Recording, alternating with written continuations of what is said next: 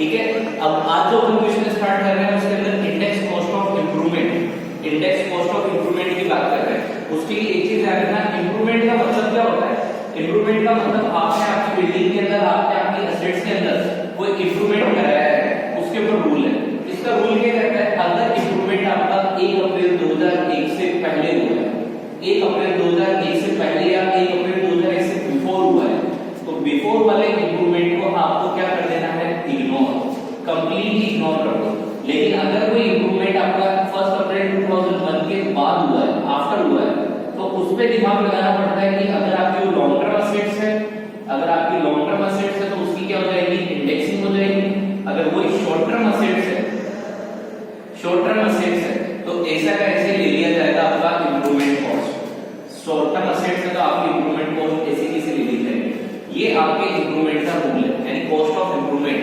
क्योंकि आपको पता है कि सेलिंग प्राइस में से दो एक्सपेंसेस डिडक्ट होते हैं, एक तो कॉस्ट ऑफ एक्विजिशन और एक लेस होता है आपका कॉस्ट ऑफ इंप्रूवमेंट। इंप्रूवमेंट के रूल आपके सामने लिखा दिए, कॉस्ट ऑफ एक्विजिशन का क्वेश्चन अपने लास्ट लेक्चर में कर लिया था। अब आगे स्टार्ट करते हैं अपना example number 5। Example number 5, illustration number 5, ध्यान से देखना। इसके बाद कंसोल्ड में चले जाएंगे।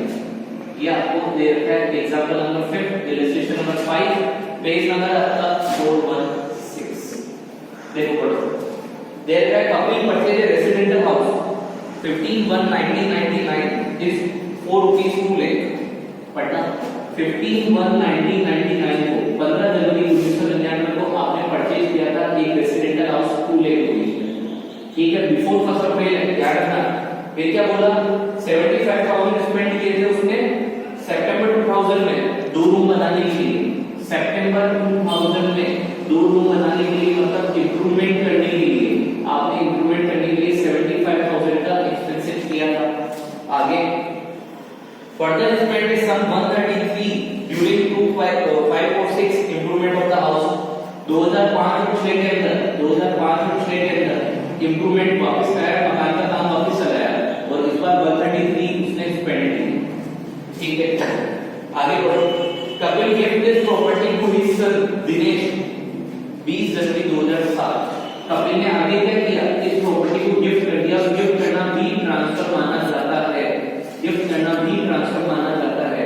किसको कर दिया गिफ्ट? उसके सन को गिफ्ट कर दिया। कब किया उसने गिफ्ट? 20 जनवरी 2007, 20 जनवरी 2007 को उसने गिफ्ट कर दिया। ठीक है, अब आगे क्या बोला? फेयर मार्केट वैल्यू की उस दिन 13 लाख रुपए जिस दिन ट्रांसफर किया ना, उस दिन मार्केट में फेयर मार्केट वैल्यू चल रही थी आपकी 13 लाख रुपीस। किसकी 13 लाख रुपीस? इस मकान की फेयर मार्केट वैल्यू चल रही थी।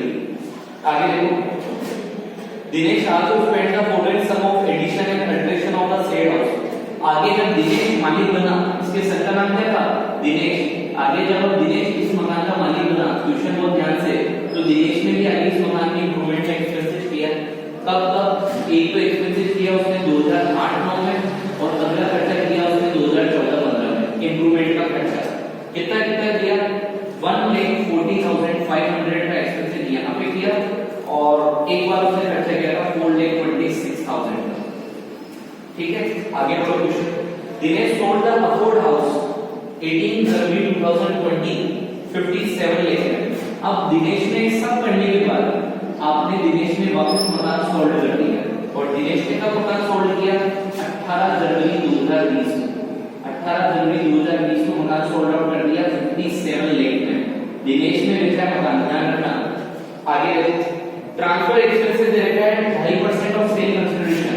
ट्रांसफर एक्सपेंसेस यानी ब्रोकरेज दे रखा है 2.5% of cell.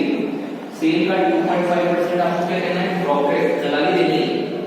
Compute the amount of capital gain of assessment in lease की फेयर मार्केट वैल्यू दी थी 1 अप्रैल 2001 को 2,59,000। इस मकान की एफएमवी दे रखी है 1 अप्रैल 2001 को 2,59,000।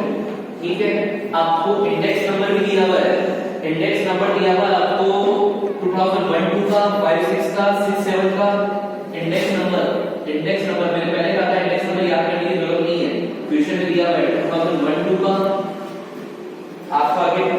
2005-6 का, 2001-2 का दे रखा है, 2005-6 का दे रखा है, आगे आपको 2006-7 का दे रखा है, 2008-9 का आपको इंडेक्स नंबर दे रखा है, और लास्ट 2014-15 का दे रखा है, और 2019-20 का आपको इंडेक्स नंबर गिवन है। इंडेक्स नंबर कितना कितना गिवन है आपको? 100, 170, 122, 137, 240 और 289 आपको इंडेक्स नंबर गिवन है। आपको कैपिटल गेन निकालना है। इसमें एक चीज है कि आपका रूल अगर आपका क्लियर होगा तो टॉपिक बिल्कुल इजी हो जाएगा। पहला रूल, आपने एसेट्स का परचेज की थी 1 अप्रैल 2001 से पहले, आपने एसेट्स परचेज की थी 1 अप्रैल 2001 से पहले, तो रूल क्या कहता है? 1 अप्रैल 2001 से पहले अगर कोई एसेट्स परचेज की जा रही है तो उस एसेट्स के लिए cost of acquisition purchase price क्या लेनी है? 1 अप्रैल 2001 की फेयर मार्केट वैल्यू। क्या लेनी है आपको? 1 अप्रैल 2001 की फेयर मार्केट वैल्यू। मतलब इस परचेज प्राइस का कोई भी लेना देना नहीं है। आगे बढ़ना, यानी परचेज प्राइस का कोई भी लेना देना नहीं है, तो मतलब इसको मार दो क्रॉस और आपको लेना देना है इस प्राइस से। आगे रूल अभी में क्या बताएगा? अगर 1 अप्रैल 2001 से पहले कोई इंप्रूवमेंट कराई जाती है तो इंप्रूवमेंट को भी क्या कर दो? इग्नोर। मतलब ऐसी इंप्रूवमेंट को भी क्या कर दिया जाएगा? इग्नोर। आगे आपको क्या बोला कि 1 अप्रैल 2001 के बाद जो भी इंप्रूवमेंट कराई जाती है उसको ध्यान में रखना है। कितनी बार इंप्रूवमेंट करी? एक बार यहाँ पे करवाई, 2 बार यहाँ पे हुई, सेकंड और तीसरी बार इंप्रूवमेंट हुई है यहाँ पे, तीनों को ध्यान में रखना है।